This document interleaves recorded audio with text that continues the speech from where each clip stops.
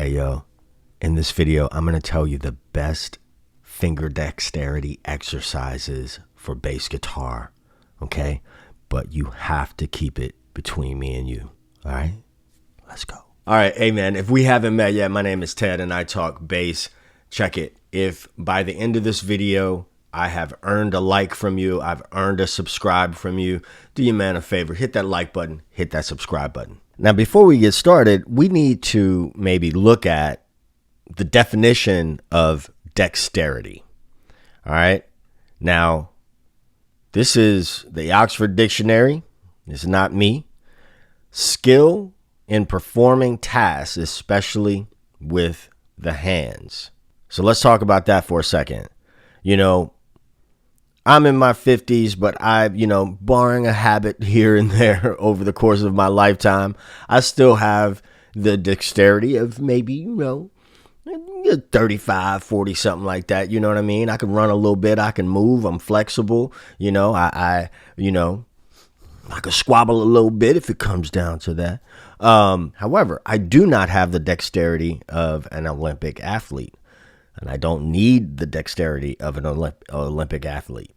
All right. I've talked about this before. What do I need? What is the goal that I'm going after? That's where we need to start. So let's talk about that. What is your goal? We see, the flashy stuff on YouTube and Instagram, and all that's great. Right. And this is just my opinion. Just my opinion. You can leave your thoughts in the comments below, but I think, we're looking at, you're looking at this YouTube video, that YouTube video, that YouTube video. And, if you can't get together with your friends and play 5 songs, it's a problem. If you're going to, a private teacher and, at the end of a month, all you have is exercises and you got no songs under your belt, and those things aren't leading to something, I think I ain't trying to take no money out of anybody's pocket, but I think you need to reevaluate that situation. In my opinion, the best exercises for dexterity, just my opinion, don't come for me, but leave your thoughts in the comments.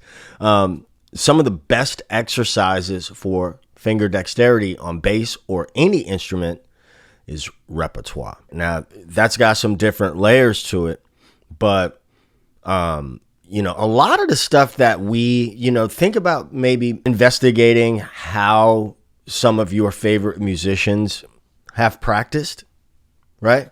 My guess is that most of them didn't spend a whole lot of time on arbitrary exercises. What happens is we see these, spider drills and, one finger per fret and all that. And those have their place. They have their place for sure.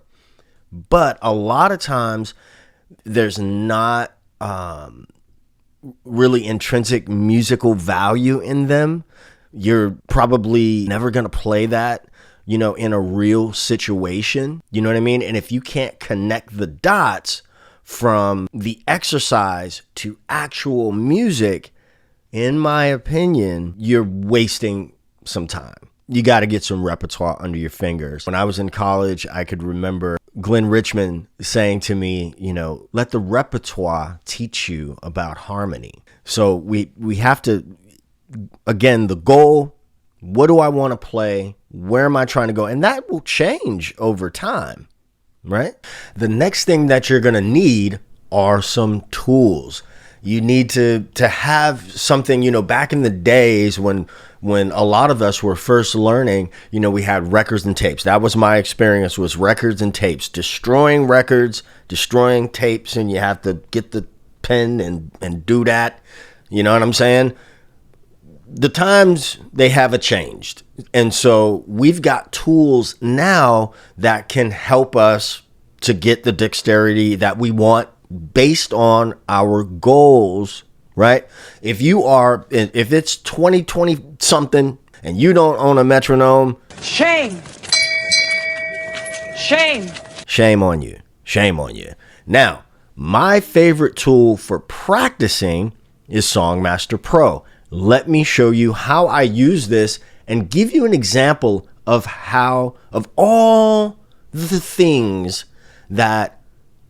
all of the things, we talk about dexterity, finger crossing, all these things in learning a real piece of music.